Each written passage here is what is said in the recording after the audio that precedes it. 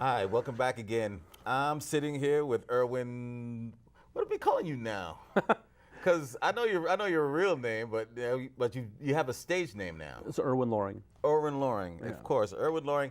He runs the open mic at EJ's Landing. It's actually a book show now, but yeah. It's a book show. Well, No more. a book show, so it's not open mic anymore. Oh, and I had my chance to get Good down job there. on the research. Well, see, this is my first show. Look, people, this is my first show, and I'm gonna screw this up like royally. So, and stop switching the camera when I'm trying to talk to people. So, I'm gonna screw this up royally. So basically, anything goes tonight, and you're gonna love it anyway because this guy's funny, and obviously, from the other guys that you've seen, funny as heck. So, Irwin, just tell me a little bit. What made you start doing? First, let me ask, what made you start doing comedy shows, like open rooms and stuff?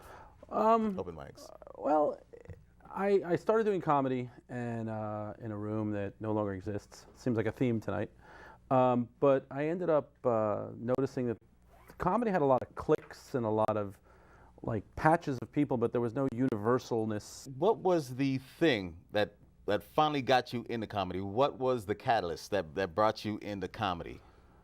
What got me into it, honestly, was, well, I got to go back a bit. I wanted to do comedy when I was 16 years old.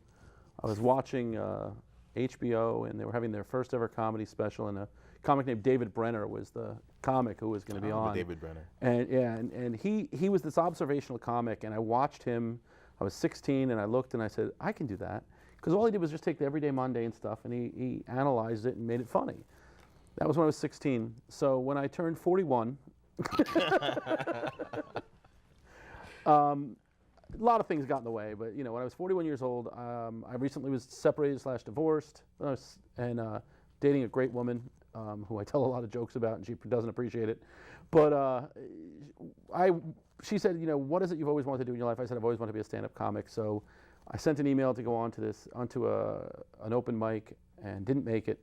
And one day after work, we stopped by just to see it, because I'd never seen an open mic comedy. We went to see it, and I walked in, and there was this guy on the stage, and he was god-awful. I mean, god-awful. I'm not even going to name him because that would be unfair. And then watched some more, another guy got on, it was god-awful. And I turned to my girlfriend, I said, do I really want to do this? I mean, these guys have been doing it. I thought they were all pros. I mean, I didn't know. I'd never been to open mic comedy. Like, these guys are pros, and they suck. What am I going to do? And she leaned over me, she goes, you're funnier than them sitting here not talking. And, and it's a true story. And they came up to me and said, do you want to go on stage? And I'm like, I don't know. And then I looked at her and I said, should I do it? I said, sure. And they go, good, you're next. And the problem was I didn't have a single joke to tell because I hadn't even thought about it. I actually made my first joke walking up to the stage. And I did like 3 minutes. They thought I was going to go longer. And I'm like, can you take the mic now? So that was my first time. But I did. I wrote my first joke walking to the stage. All right, so basically, we only have a few seconds left, but what I'm going to ask you right now is, what is it? What is it that motivates you comedically? What motivates me? Yeah, and try to keep it in 30 seconds.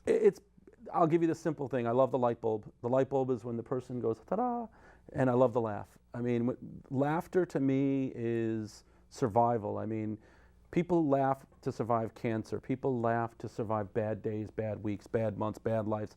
I love to make people laugh, and that's what keeps me going on it. Am I supposed to be stretching? Is that you went like this, you went like that? So okay, thanks, thank you, Irwin, man. You really, you inspired me to do this, and to do this show, basically, and I appreciate it, and I'm glad you came, and you were a very funny guy. Number one. So when we come back, we're gonna hear a little bit from Irwin, and he's gonna make us all laugh.